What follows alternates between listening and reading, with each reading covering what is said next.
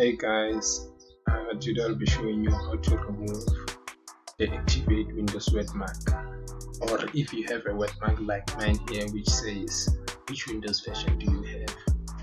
So what you can do, you can start by opening the registry editor on your Windows 10 computer or Windows 7 or Windows 8. To do so, you're gonna have to open the start menu and then type reg, which is registry editor in short, and it will show up right here. You can see on the top, and you can just go ahead and open it, and you're gonna say yes here.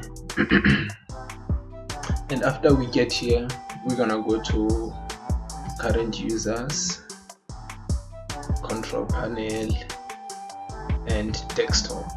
After you click on desktop, you're gonna look for paint desktop version, and after you found it, you're gonna have to double click on it, and you can see here the value details. You're gonna have to change this value and change it to 0, and then click OK.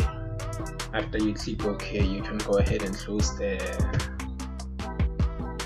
registry editor, and you're gonna have to finally restart your laptop for everything to take effect.